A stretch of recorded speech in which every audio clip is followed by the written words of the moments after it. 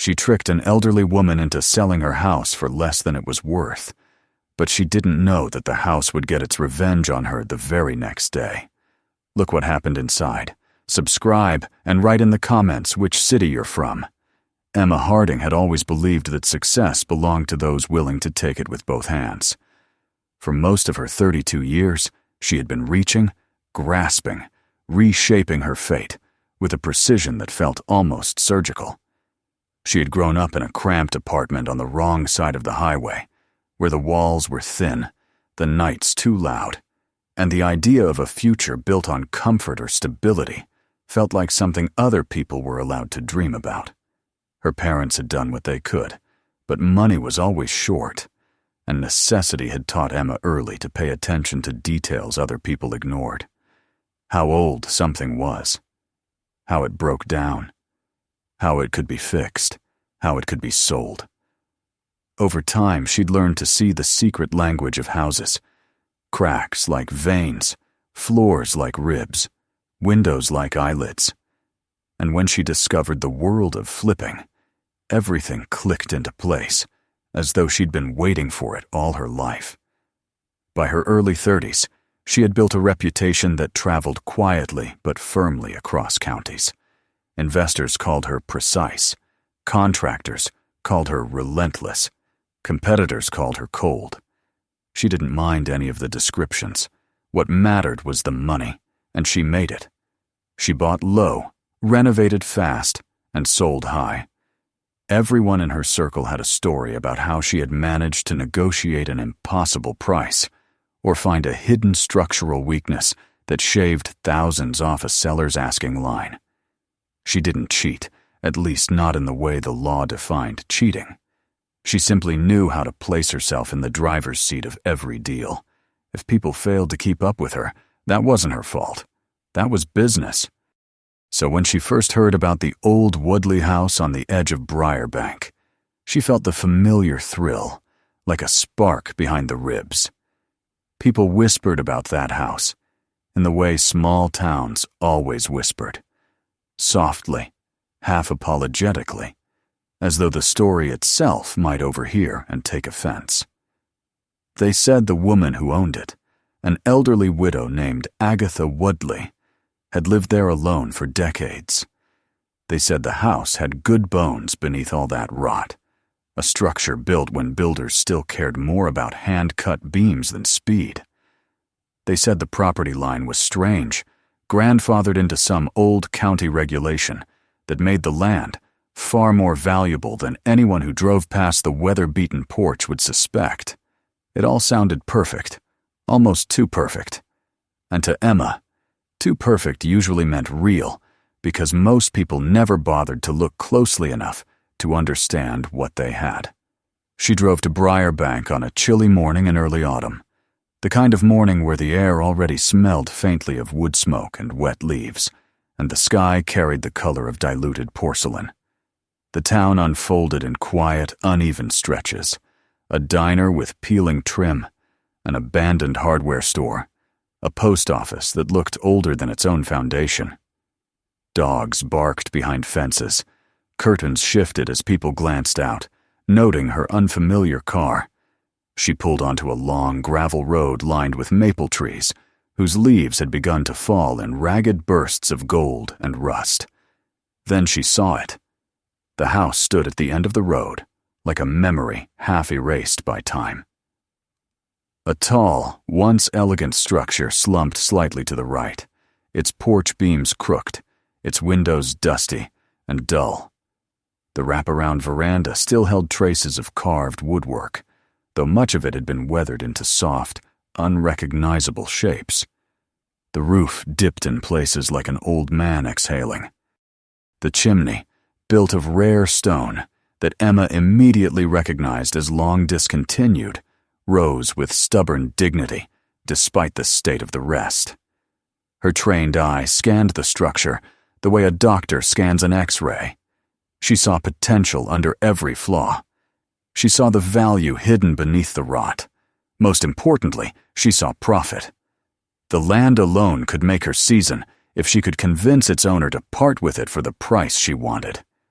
She parked, smoothed her hair, and walked up the creaking steps. For a moment she hesitated, not from fear, but because something about the house suggested that the silence was listening. It was a ridiculous thought, so she pushed it aside and knocked. The door opened slowly, and there stood Agatha Woodley. The woman looked smaller than Emma expected, thin as though carved from linen and bone, with a tidy white braid pulled over her shoulder. Her pale eyes studied Emma with a calm that felt both kind and unsettling. She wore a sweater the color of faded lavender, and held herself with a dignity that seemed to borrow strength from the house behind her. "You must be Miss Harding," she said softly. Emma smiled the professional smile she had polished over years of practice. "Yes. Thank you for meeting with me." Agatha stepped back to let her in. The interior smelled of cedar chests and old books. Dust floated in the light like faint ghosts. The hallway wallpaper had peeled in narrow strips that revealed deeper layers of aging patterns, floral prints from different decades, stacked like quiet chapters in the house's long life. The floorboards groaned under Emma's boots, though the sound felt less like decay and more like acknowledgement. "It's been in my family since 1911, Agatha said as they entered the sitting room. "My grandfather built it with his brothers. All carpenters, all stubborn." Emma nodded as though mildly interested, though in truth she was filing away every detail. Hand-built meant uniqueness. Uniqueness meant resale value. "It has a lot of character," she said. Agatha smiled faintly, as though amused by the understatement. "That it does." They walked through the rooms one by one. Emma noted the sagging beams, the sinking floor near the back door, the cracked plaster, the leaning staircase. She photographed each flaw from angles that made them appear worse than they were, something she'd learned from a mentor years ago. Sellers always accepted a low offer more easily when shown sharp, close-up pictures of their home's weaknesses. As they made their way upstairs, Agatha moved slowly but purposefully, placing her hand on the railing, as though greeting an old friend. Emma watched her movements with impatience tinged with curiosity. There was something reverent in the way the woman touched the house, as if she believed it had feelings. When they reached the master bedroom, Agatha paused by the window. Outside, the yard stretched wildly beneath an overgrown tangle of vines and fallen branches. Yet beneath the ruin, Emma could see the outline of what had once been a beautiful garden. The stone path still held its shape, though leaves covered most of it, and the remnants of a fountain glimmered faintly beneath the moss. It made her think of stories about hidden courtyards that people only rediscovered by accident. "Did your husband work on the house too?" Emma asked, partly to make conversation, partly to gauge whether Agatha had emotional ties strong enough to complicate negotiations. Agatha nodded with a soft, almost wistful sigh. "He did. A craftsman, like my father. He believed you never cut corners. Houses remember when you do." Then she looked at Emma, and something in those pale eyes made Emma feel briefly unsteady, as though the scrutiny had pierced through her polished exterior to something vulnerable beneath. She pushed the sensation away. She knew how to handle owners like this, owners who had attachment, but no practical ability to manage what they had. She didn't lie outright. She shaded truth in the direction she needed it to go. When they returned to the kitchen, she began her practiced routine. She pointed out the water damage above the sink, exaggerating the staining. She touched the loose tile near the threshold, as though it represented a deeper issue. She sighed gently at the cabinetry, suggesting expensive replacements. Then she layered in the technical language: structural compromise, foundational instability, outdated wiring that could pose a fire hazard, plumbing that would likely have to be gutted. Agatha listened without interruption. She nodded occasionally, her eyes drifting over the surfaces, as though seeing the house through two lenses at once: the one Emma offered, and the one she had carried for decades. Emma ended her presentation with a precise, carefully calculated offer. The number she named was low enough to make most people gasp. She kept her voice respectful, as though she hated to speak such harsh truths, but felt obliged. Silence filled the kitchen. For a moment, Emma wondered whether she had gone too far, whether the quiet old woman might surprise her with a sharp rebuke. Instead, Agatha's expression softened. She didn't look defeated. She didn't even look sad. She looked accepting. "If that is what you believe is fair," Agatha said finally. Emma nodded quickly. "It's the best I can do considering the extent of the repairs required." Agatha gave a single slow nod, walked to a drawer, retrieved an old metal tin, and took out the deed. She moved with a calm that felt almost ceremonial. After they signed the paperwork, she let her fingers rest on the countertop one last time, as though saying farewell to an old companion. Then she turned to Emma and placed the key in her hand. Her voice was gentle, but the words carved themselves cleanly into the space between them. "This house always returns what it is owed," she said, "one way or another." Emma blinked, uncertain how to respond. She laughed lightly, uncomfortable with the odd weight of the moment, and slipped the keys into her pocket. "Thank you, Mrs. Woodley. I'll take good care of it." Agatha studied her for a long moment, her gaze almost sorrowful, though not judgmental. Then she stepped outside and descended the porch steps, her figure small against the sprawling yard. She didn't look back. Emma stood in the doorway watching her go. For a moment, she felt an inexplicable heaviness, as though she had stepped across an invisible line she hadn't noticed before. She tried to shake it off, telling herself it was simply the unfamiliar sensation of dealing with someone who didn't fight back. She walked back inside and closed the door behind her. The sound echoed faintly through the old rooms, and the house seemed to settle around her, like an animal lowering itself into tall grass. It was an absurd comparison, but she couldn't help feeling it. She explored the house again, mentally redesigning each room, envisioning profit. New paint, modern fixtures, polished floors, opened spaces. The place would shine when she was done. She had plans. She had money to make. She wouldn't let an old woman's cryptic parting words linger in her mind. But that night, as she sat in her apartment reviewing renovation notes, she couldn't stop thinking about Agatha's eyes. They hadn't held anger, or fear, or even resignation. They held knowledge, as though the woman had seen Emma's flaws with unnerving clarity, as though she had known exactly what would come next. Emma closed her laptop. Outside, rain began to fall softly against the window. She turned off the light and lay in bed, but sleep didn't come easily.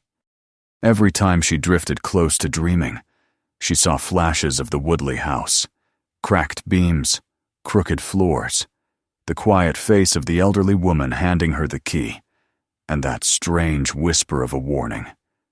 This house always returns what it is owed.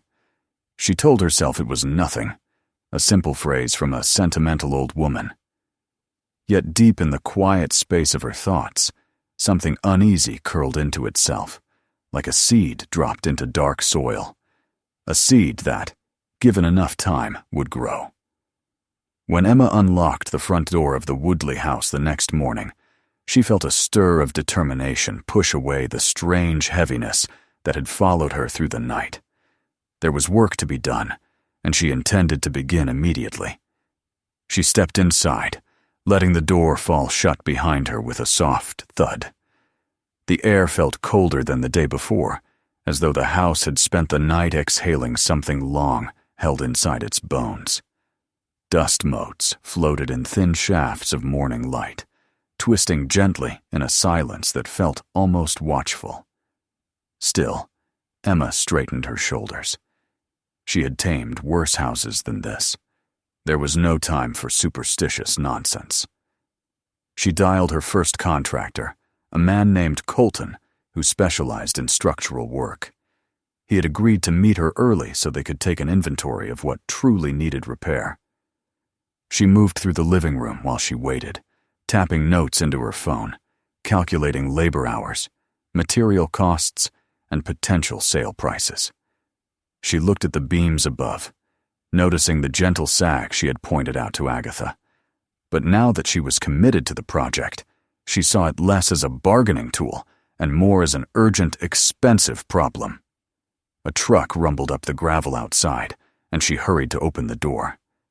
Colton stepped out, his tool belt already strapped on, and a clipboard tucked beneath one arm.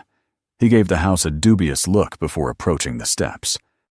"Morning," he said, wiping dust from his boots as he entered. "Place looks historic." Emma tried to ignore the implication. "It has potential," she replied, her voice clipped but firm. "Let's start with the downstairs beams. I want to figure out what needs reinforcement." They walked through the rooms together, but as they did, Emma noticed something strange. It wasn't the decay, she expected that. It was the way the house seemed to reveal new flaws every time she blinked. The peeling wallpaper she had half noticed yesterday now curled sharply at the edges, like brittle parchment. A seam along the baseboard had widened into a dark split. The floor near the window made a faint cracking sound when she stepped on it, a sound she knew with unpleasant certainty she hadn't heard before. Colton crouched near the corner, pushing aside a loose board to examine the joists beneath. He made a low grunt, one she had heard enough times to recognize as a warning sign. "You didn't tell me the rot was this deep." "It wasn't," Emma said before she could stop herself. Then she quickly corrected. I didn't see this yesterday." He shot her a puzzled look. "Rot doesn't spread overnight." But here it was, soft and dark, an ugly cluster of moisture-fed decay that looked almost swollen, as though something had grown rather than crumbled. She knelt beside him, forcing calm into her voice. "Just tell me what it'll cost." He pried back another board, revealing a wider stretch of ruined wood. "A lot. And that's if the joists are the only problem. We need to check the basement." Emma swallowed hard. She hated basements. She hated the smell of them, the claustrophobic closeness, the shadows that clung to corners even at noon. But she followed Colton toward the narrow staircase anyway. The light bulb above the stairs flickered when he tried to turn it on. He muttered under his breath and clomped down the steps with the confidence of someone who had walked into countless questionable spaces. Emma descended more slowly. Halfway down, her hand brushed the banister, and a splinter drove into her palm. She hissed softly, jerking her hand back. A thin bead of blood welled at the center of her palm, bright and sharp against the dimness. She pressed her lips together and kept going. The basement smelled of damp stone and something else, something stale and buried, like forgotten earth. Colton directed his flashlight across the walls, then down toward the support beams in the center. "There," he said, pointing. "See how it bows? That's water damage. Been happening for a long time. You'll need to replace the center posts." Emma forced herself to survey the beam. It sagged just slightly, but enough to threaten the stability of the first floor. "Can it be reinforced?" "It can," he said. "But look over there. That's black mold. And that corner." He pointed the flashlight. "The foundation has a hairline crack that could widen if not handled properly. You'll want to fix that before anything else." Emma's stomach tightened. She could practically feel the numbers stacking themselves like lead bricks in her mind labor hours multiplying, material costs swelling. It was supposed to be her best purchase of the year. Now it seemed determined to chew through profit as though starved for the opportunity. "We can handle it," she said, though the words felt brittle. Colton didn't answer. He was examining a section of wall where the mortar had crumbled enough to expose old stone. He pressed his thumb against it, and a chunk fell away. "This house is fighting you," he said casually. not realizing his words hit her with an unexpected tremor. Emma stiffened. "Don't be ridiculous. It's old." "Old, sure," he replied. "But some houses go easy on you. This one isn't interested." He stood and dusted his hands. "I'll put together a quote. Might take me a day or two. This is gonna be a big job." He left shortly after, driving away down the gravel road, while Emma stood in the yard watching the dust settle. The house loomed behind her, like a silent observer. She turned back toward it slowly, feeling for the first time that its windows looked less like openings and more like eyes. She tried brushing the feeling off. She blamed the lack of sleep, the sting of the splinter still lodged in her palm, the overwhelming list of repairs. But when she re-entered the house, a faint creaking above her head made her pause. It was probably just settling old wood always settled. Yet the sound came again, sharp this time, as if something had shifted its weight deliberately. She climbed the stairs, cautiously testing each step. When she reached the landing, she scanned the hallway. The doors were all where she had left them, nothing out of place at first glance. But as she stepped into the bedroom on the right, she noticed a crack near the ceiling that hadn't been there yesterday. It stretched like a dark vein along the plaster, a thin but unmistakable line. She approached, touched it lightly, and felt the faintest tremor, as if something behind the wall responded to her touch. The temperature in the room seemed to drop. Goosebumps rose along her arms. She forced herself to breathe. Nothing was actually wrong. She was imagining things because Colton's words had gotten under her skin. The house wasn't fighting. It was just old. It was just in worse shape than she'd expected. She needed a full inspection. She needed proper planning. She didn't know. Something steadier than the growing unease curling inside her. The rest of the day blurred into a series of small but unsettling failures. The tape measure she carried snapped back unexpectedly, striking her knuckles hard enough to bruise. Her ladder shifted even though she had set it firmly. The bucket of tools she left in the hallway inexplicably tipped, spilling screws across the floorboards. And once, when she stepped into the kitchen, she had the distinct sense that someone had just left the room, that feeling of a presence withdrawing. She turned sharply, but of course no one was there. By evening she was exhausted. She wandered through the house one last time before leaving, telling herself that tomorrow would be better, that she would return with a larger crew and better plans. But as she passed the basement door, she noticed it was ajar. She was certain she had closed it. Standing there, staring into the dark stairwell, she felt a prickling sensation rise along her spine, the same way she felt when walking through construction sites before inspections, where every surface had the potential to fail. She shut the door more firmly than necessary and headed out to her car. Yet even as she drove away, the house stayed with her. It hovered behind her eyelids like a shadow each time she blinked. She told herself it was only stress, only the pressure of a project larger than she had expected, and the shameful knowledge that perhaps, just perhaps, she deserved the difficulties after the way she had secured the deal. That night, she tried to sleep, but her mind refused to quiet. She kept hearing sounds, the creak of beams, the slow groan of settling wood, the echo of footsteps that weren't hers. She replayed her conversation with Colton, then her tour with Agatha, then the moment the elderly woman placed the key in her hand. Houses remember. No, she couldn't think like that. She needed rationality. Focus. This was just a project, a house, a structure of wood and stone that required work, nothing more.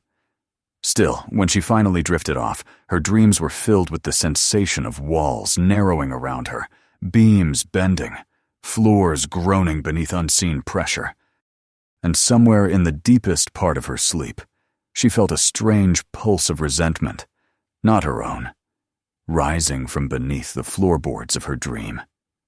She woke before dawn, her heart racing. The room was still, but the echo of the house lingered in her mind like a warning she couldn't quite decipher. Tomorrow she would return. Tomorrow she would bring help. Tomorrow she would regain control. But as she rose from bed and looked at the faint red mark still crossing her palm where the splinter had entered, she couldn't shake the thought that the house had reached out first. By the time the third morning arrived, Emma felt as though the house had drained something essential from her. Her sleep had been shallow at best, interrupted by flashes of soundless rooms and dark corners pulsing with unseen tension.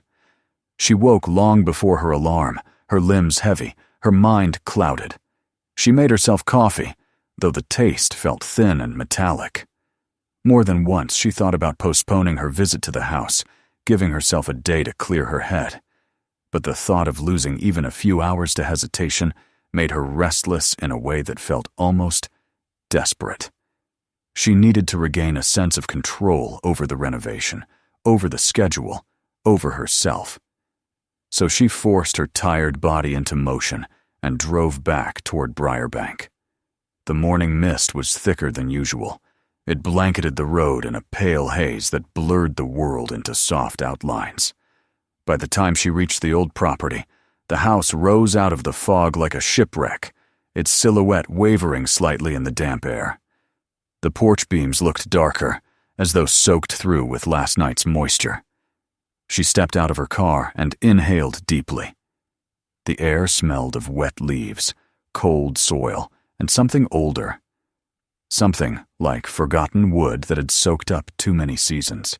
She unlocked the front door and stepped inside, feeling again that faint rush of cold that greeted her each time she entered. The house was still, but not peacefully so. It was the kind of stillness that carried expectation, like the hush before a storm. She took a few steps forward, listening for any sign of damage or intruder. But all she heard was the distant tick of the hallway clock she hadn't known existed. She frowned. That clock hadn't been ticking before. In fact, she didn't remember even seeing a clock. Maybe it had been buried under debris and shifted loose overnight. Or maybe she had simply been too tired to notice details the day before. She headed toward the kitchen to lay out plans for the day when a knock at the door startled her. It was firm, but unhurried. A knock of someone who wasn't nervous or impatient. For a moment she froze, her breath catching in her throat with a strange, instinctive tension. No contractor was scheduled to arrive this early, and she hadn't ordered any deliveries. She stepped back toward the hallway, made her way to the door, and opened it. Agatha Woodley stood on the porch. She looked exactly the same as the day of the sale. Composed, steady, wrapped in that lavender-colored sweater, her silver braid resting softly over her shoulder. There was no sign of strain or surprise in her expression. She didn't seem sheepish, nor did she seem angry or accusatory. She simply stood there as though she belonged, as though she had been expected. "Good morning, Emma," she said, her voice soft but clear. Emma blinked, her confusion mixing with the remnants of exhaustion. "Mrs. Woodley, I wasn't expecting you. Is everything all right?" Agatha's gaze drifted past her and into the house, as though she could see through the walls. "I thought I should come by," she replied mildly. "I had a feeling the house might be giving you trouble." Emma stiffened. She didn't want to admit she'd been struggling. She didn't want to confess how overwhelmed she felt, or how inexplicably unsettled she had become. But something in Agatha's tone made hiding seem pointless. The old woman wasn't guessing. She knew. "I've run into a few issues," Emma said carefully. "Unexpected rot, cracked beams, foundation problems. Nothing unmanageable, but more than I anticipated." Agatha nodded once, a gesture that carried neither surprise nor satisfaction, only recognition. "The house was waiting," she said quietly. "It tends to reveal itself slowly." Those words should have made Emma roll her eyes, but instead they drew her in. She stepped aside. "Come in." Agatha crossed the threshold with an ease that felt unnatural for someone who no longer owned the place, as though the house itself welcomed her back. She moved through the living room and toward the kitchen, her hand brushing the banister the way she had before. Her posture was straight, but beneath the surface Emma sensed something else, something like grief or nostalgia, but woven together with steadiness. Emma followed her, unable to shake the impression that the house brightened slightly in the woman's presence. It made no sense, but the air felt less strained somehow, the light a little less cold. Agatha turned to her in the kitchen. "You look tired." Emma let out a breath she hadn't realized she'd been holding. "I am. It's been complicated." "Of course it has," Agatha said gently. "You approached the house with the wrong intention." Emma bristled at that, even though the sting hit a place inside her she had been trying to ignore. "I paid for it. I'm trying to fix it." Agatha's eyes softened with something like sympathy. "You paid for the structure, yes, but you came here expecting to take, not to understand. And houses like this, they resist that." Emma's throat tightened. She thought of the splinter in her palm, the misaligned ladder, the echoing footsteps, the expanding cracks. "I didn't come here to do anything wrong." "No," Agatha agreed calmly, "but you did wrong all the same. You knew it when you spoke to me. I could see it in the way you looked at the walls, the floors. You saw potential profit, but you didn't see the years, the lives, the work. This home was built with care, and it demands care in return." Emma's breath wavered slightly. She wanted to deny it, but the shame that tingled across her skin made denial impossible. "I shouldn't have taken advantage of you." "You took advantage of yourself," Agatha corrected. "You bought something you weren't prepared to honor." Emma swallowed hard. The words struck with painful clarity. All at once she felt exposed, not accused, not judged, but seen. Agatha looked around, her eyes lingering on each corner, as though reading long hidden messages. "My husband," she said softly, "was a craftsman, not merely a builder. He understood houses the way some people understand music or language. He believed in leaving things better than he found them. Always. He used to say the beams remember the hands that touched them." Emma listened, feeling the house settle faintly, as if agreeing. "He taught me," Agatha continued, "how to read the walls, how to know when something must be replaced and when something must be restored. Modern workers tear things out too quickly. They forget that old materials have their own strength, their own voice." She walked toward one of the interior walls and placed her palm gently against it. "This place was never meant to be gutted. It was meant to be guided." The statement made something inside Emma twist part pride, part regret, part reluctant admiration. "You know how to fix it," she whispered. "I do," Agatha admitted. "But you must want to fix it for the right reasons, not because it's profitable, but because it's worthy." Emma stepped closer. "Teach me, please. I don't know how to do this the way it deserves." For a moment, Agatha studied her face. It was not the calculating look of a negotiator weighing advantage. It was the steady, thoughtful gaze of someone searching for sincerity. And what she found seemed to satisfy her, because the tension in her expression eased. "I will teach you," she said finally, "if you're willing to learn honestly." "I am," Emma said without hesitation. Then quieter, "I need to." The old woman nodded. "Then we start at the foundation. Always the foundation. A house stands or fails there, just as people do." Together they went into the basement, though this time Emma didn't feel the same dread clawing at her chest. Agatha descended the steps slowly but gracefully, and the air, once heavy and stale, seemed to shift, opening slightly. Agatha examined the damaged beam with practiced care, her fingertips lightly brushing the wood, as though listening through touch. "This beam can be saved," she said. "Your worker didn't see it. But it's telling the truth if you know how to hear it." She explained the technique she and her husband used for restoring beams of this age, how certain parts should be reinforced rather than replaced, how old wood responds to treatment differently, how the moisture patterns revealed weaknesses in structure, but not necessarily in integrity. Emma listened intently, absorbing everything. For the first time since she bought the house, the weight on her shoulders eased. The problems didn't feel like traps anymore. They felt like puzzles, solvable with knowledge she had never bothered to learn. When they returned upstairs, the light through the windows looked warmer, brighter. The house itself felt less hostile, as though Agatha's return had softened its posture. There was a long pause between them, filled only by the creak of the old boards under their feet. Finally, Emma spoke. "I lied to you," she said quietly. "Not directly, but I wanted the house so badly I exaggerated its flaws. I manipulated the price.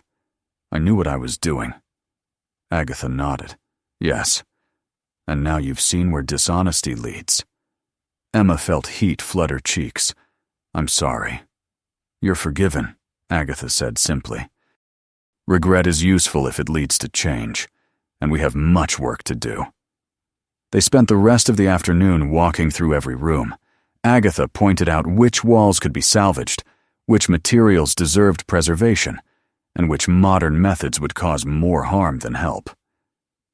Emma felt herself being remade in those hours, not just as a flipper, but as someone who might one day be worthy of restoration work instead of demolition.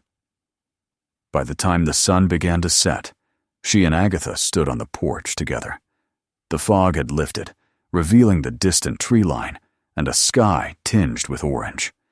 The house behind them felt watchful, but not menacing, as though it were waiting, patient and curious. Agatha looked at Emma, her pale eyes thoughtful. "This house will guide you," she said, "if you let it." Emma nodded slowly. "I want to do this right." "Then we begin again tomorrow," Agatha replied, "and the house will show you what it needs." As Emma locked up and walked to her car, she felt something she hadn't felt since buying the property hope. A cautious, fragile hope, but hope nonetheless. The house had nearly broken her. But perhaps it had only been testing her, waiting to see what kind of person she would become once the truth was revealed. And as she drove away, she didn't feel watched anymore. Not judged, not warned.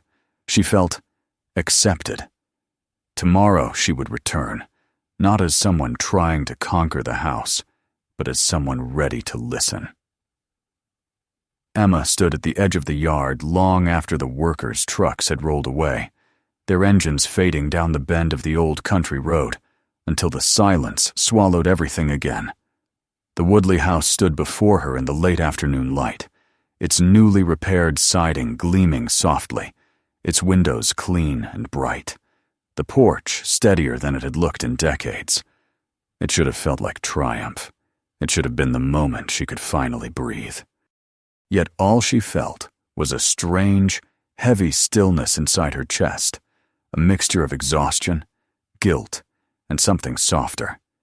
A feeling she hadn't expected to encounter again when she bought the house for too little, and said too little to the woman who had trusted her.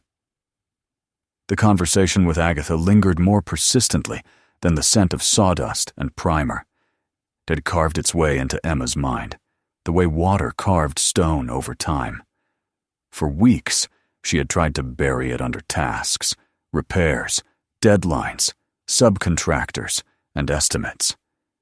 But each blow of the hammer, each sheet of plaster replaced, seemed to echo the words the elderly woman had spoken that day on the front porch. Words Emma had dismissed then, but now replayed with the clarity of regret. Houses remember the hands that touch them. Back then, she treated it as superstition. Now, after witnessing the house resist her at every turn, after battling inexplicable changes, collapsing beams, molding walls that seemed to rot overnight, doors that refused to stay closed, lights flickering in rooms where wiring had been checked twice, she could not dismiss the feeling that something deeper had been at work. Not magic, not ghosts, not anything fantastical, but something real, something she had caused. The house had not trusted her, not until she stopped treating it like a transaction. She stepped onto the porch and ran her hand along the railing, feeling the grain of restored wood under her fingertips. A week ago, she had cut her palm on a splinter here, and the wound still marked her skin with a faint, thin line. She remembered how angry she had been then, angry at the house, at the expense, at herself. Now she simply pressed her thumb gently along the healed skin and exhaled slowly, a breath that felt like letting go of something she had clutched too tightly for too long. Inside, the house smelled clean, fresh paint, pine floors, and a faint trace of the lavender oil she had used on the cabinets, because Agatha had once mentioned loving the scent. Sunlight washed the living room in a warm glow. The beams above her head stood straight and sturdy, not bowing like before. The floor didn't creak when she stepped on it. The air felt different, too lighter somehow, less strained. It was strange how a place could change simply because she had changed. She walked through each room slowly, listening, touching surfaces, letting the space settle around her. For the first time since she purchased the house, she wasn't searching for damage or hidden problems. She was simply noticing, acknowledging. The kitchen tile she had chosen gleamed like polished stone. The cabinet stood freshly sanded, varnished, and quiet. She expected to feel excitement after all. The house was nearly ready for listing. Instead, she felt something unexpected, a small ache behind her ribs. She had never kept a house. She had only ever flipped them, selling each before she ever grew attached. Homes were assets in her world. Places to fix, polish, and pass along. But here, standing in the stillness of this old home, she felt a tug she had never felt before. A sense that the place wasn't just a project. It had become something else. A reflection, perhaps, of the parts of her she had avoided for years. Her ambition, her hunger, her mistakes, and now, strangely, her capacity to change. Her phone buzzed in her pocket, startling her from her thoughts. She pulled it out and glanced at the screen. A message from Agatha. "Are you at the house today?" Emma swallowed. Her first instinct was to lie, the way she had done too effortlessly when they first met. But she caught herself. She typed instead. "Yes." A moment later came the reply. "I'm coming by. I want to see it one last time." For a full minute, Emma didn't move. Her stomach tightened, and her breath grew shallow. She wasn't sure whether it was fear or guilt or something else entirely. She had avoided Agatha since their conversation, avoided the truth of what she had done, of how she had profited from the woman's grief and desperation. She wasn't ready for forgiveness, and she wasn't sure she deserved it. But she stayed. She waited on the porch, pacing as the sun dipped lower, painting the hills with long, slanting shadows. When Agatha's small silver sedan turned into the driveway, Emma's breath caught. The elderly woman stepped out slowly, her movements deliberate but steady. She wore a soft cardigan and carried a cane, though she didn't seem to lean on it much. When she reached the porch steps, Emma moved instinctively to help her, but Agatha lifted her hand lightly. "I can manage," she said gently. They stood facing each other for a moment, the breeze brushing past them, carrying the faint scent of pine and distant chimney smoke from another home down the road. "You fixed it," Agatha said finally, her gaze sweeping across the new porch beams, the fresh paint, the straightened window frames. Her eyes softened as she looked at the house. It looks the way it should. Emma swallowed, her voice quiet. It took a lot more work than I expected. It always does, Agatha replied, especially after a house feels betrayed. The words struck deep, not because of superstition, but because Emma understood exactly what she meant. Houses were built to be honored, tended, respected. She had treated this one like a bargain, and it had treated her the same way in return. "I'm sorry," Emma whispered before she could stop herself. "I should have been honest with you from the start, about the price, about why I wanted it, about everything." Agatha looked at her for a long moment. Then she nodded, not in forgiveness, but in acknowledgement. "We all make mistakes," she said. "It's what we build after them that matters." She stepped past Emma and entered the house. Emma followed, watching as the older woman walked through each room slowly, running her hand along door frames, touching the new walls, pausing in the kitchen where the afternoon light made the tile gleam. There was no anger in her posture, no resentment, only the softness of memory and something like peace. When she reached the window overlooking the yard, she spoke without turning. "My husband built this house with his own hands," she said. "Every board, every stone. He wasn't a wealthy man, but he knew how to build something that could last. When he died, I could not bear to stay here. I couldn't breathe in these rooms. I couldn't open the cabinets he made or sleep near his side of the bed. I sold it because grief made me smaller. And I sold it too cheaply because I wanted to be rid of the pain." Emma listened in silence. "So when you took advantage of that," Agatha continued, "I was angry. But not at you. Not entirely. Mostly at myself. You simply walked into a wound I hadn't healed." Emma lowered her eyes. "But when you came back," Agatha said softly, "and told me the truth, that was the moment the house softened to you." Emma blinked. "You believe that?" "I believe," Agatha said, turning to her with a small smile, "that homes are more than lumber. They are stories. And stories respond to truth." Emma felt her throat tighten, and she looked away, blinking back the weight gathering behind her eyes. After a moment, Agatha continued walking, making her way toward the front door again.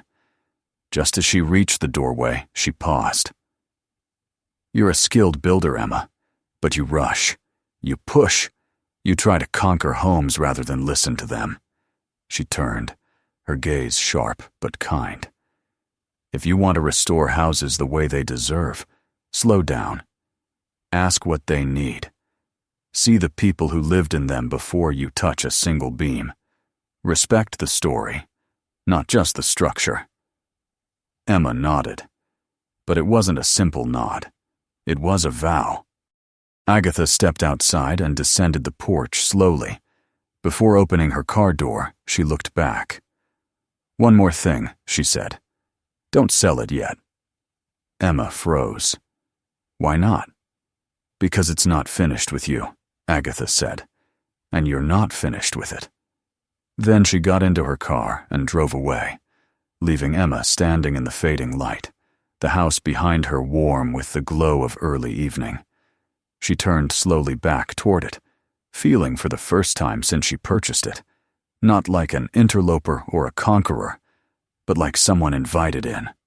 She stepped inside and closed the door gently behind her. The air felt calm. The floor sat steady beneath her feet. For the first time in her career, she didn't see resale value. She saw a home she wanted to stay in, a home she wanted to earn. And as the last rays of sunlight filtered through the windows and settled across the room like a blessing, Emma finally understood the lesson she had been too proud to learn until now. Some houses don't need flipping. Some houses flip you. If you enjoyed this story, make sure to subscribe so you don't miss the next one. Watch our other videos to continue the journey, and share this video with someone who would want to hear it.